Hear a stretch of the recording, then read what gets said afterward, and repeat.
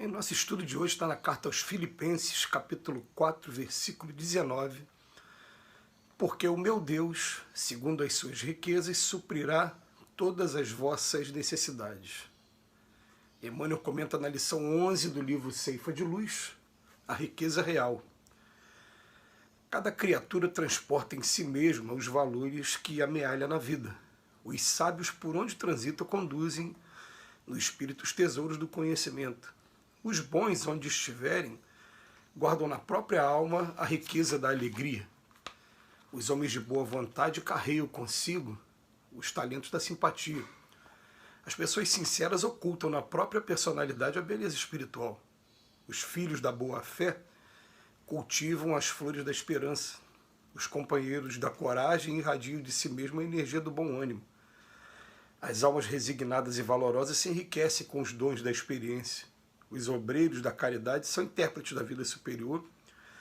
A riqueza real é atributo da alma eterna e permanece incorruptível naquele que a conquistou. Por isso mesmo, reconhecemos que o ouro, a fama, o poder e a autoridade entre os homens são meras expressões de destaque efêmero, valendo por instrumentos de serviço da alma no estágio das reencarnações. Desacisado será sempre aquele que indisciplinadamente disputa as aflições da posse material, olvidando que há 1000 caminhos sem sombras para buscarmos com o próprio coração e com as próprias mãos a felicidade imperecível. A responsabilidade deve ser recebida, não provocada.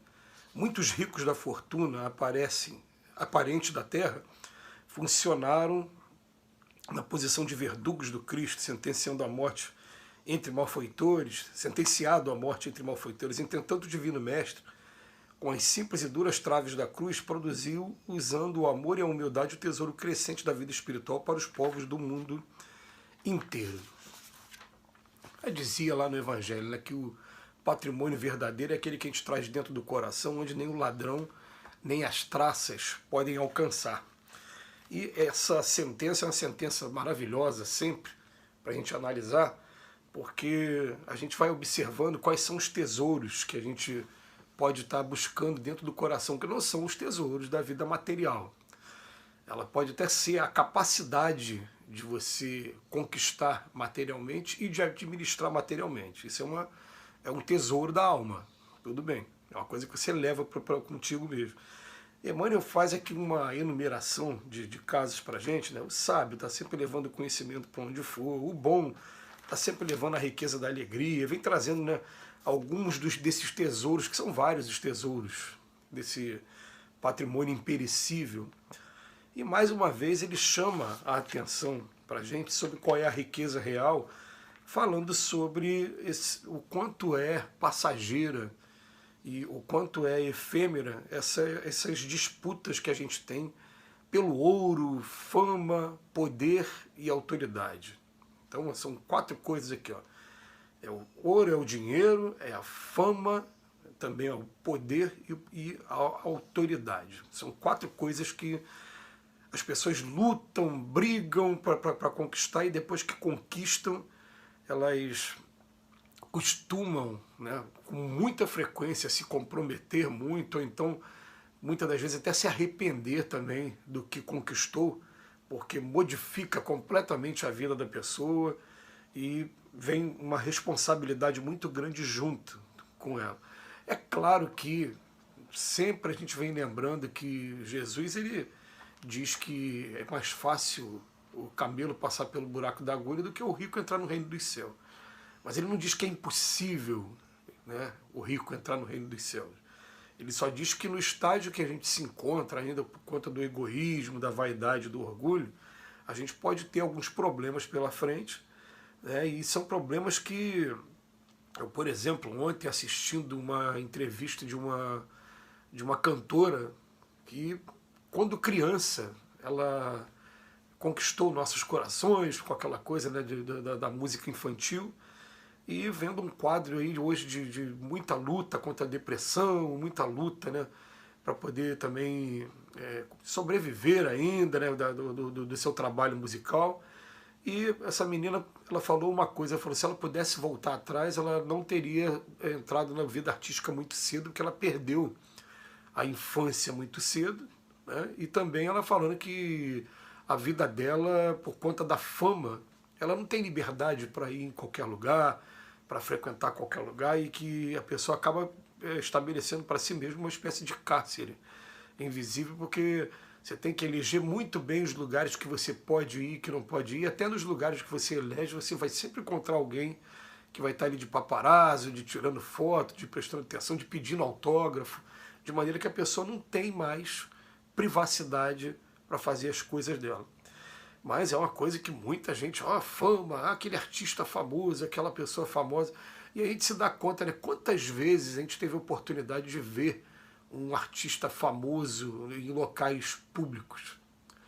E de parar para pensar, raríssimas vezes a gente teve essa oportunidade de ver, te contando os dedos. Uma vez eu vi aquele cantor assim, eu vi aquele ator da Globo, aquele ator do SBT, né, das redes aí de televisão que são as mais famosas, não sei aonde. Mas eles não têm liberdade para poder estar nos lugares mais comuns, que normalmente são os lugares que a gente frequenta. Não tem essa liberdade. Então, o dinheiro, a fama e depois o poder e a autoridade, que nem sempre são coisas que andam juntas, tem uma diferença de uma para outra. Às vezes a pessoa tem poder, mas não está investido na autoridade, né? Ele não é o detentor daquele cargo, mas ele tem o poder. Ele consegue influenciar aquelas pessoas que estão nomeadas mesmo oficialmente. E também são expressões, né, de destaque efêmero, e destaque que a gente acaba depois respondendo por tudo que a gente fez enquanto esteve, né, na posse do ouro, da fama, do poder e da autoridade. E muitas das vezes a gente se lamenta amargamente das consequências das atitudes que a gente fez. São muitas das vezes, não são todas as vezes. A gente vai encontrar exemplos de políticos, de representantes do povo, né, que chegaram do outro lado da vida com a consciência deles super tranquila, de que fizeram aquilo que podiam fazer e não levaram, não carregaram com si mesmo esse complexo de culpa todo que muitos carregam. Então tem casos sim, tem casos de pessoas que chegam realmente, principalmente aqueles políticos que a gente teve aqui no nosso país, lá do início do século XX, da virada do século XIX para o século XX.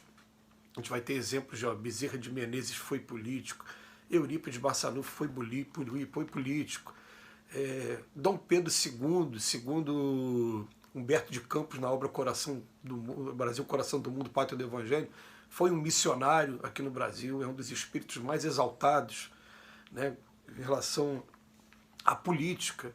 E a gente vai encontrar político, tem um livro aí maravilhoso falando Getúlio Vargas em Dois Mundos, contando a história de Getúlio Vargas, como ele foi recepcionado no plano espiritual, a situação dura que ele passou no início por conta do suicídio, mas depois o reconhecimento de todo um povo por toda a evolução que teve na sua época, mesmo com os erros praticados que são normais de ser humano, mas pela consciência tranquila de que fez o que podia ser feito dentro daquela geração, vai fazer a diferença. Agora, ele veio chamar aqui a atenção para a gente, né? Desacisado será sempre aquele que indisciplinadamente disputa as aflições, porque acha que aqui o ponto principal de conquista seria esse, quando na verdade não é. São os tesouros do nosso coração, a disciplina que a gente desenvolve, a capacidade de compreensão, capacidade de perdão.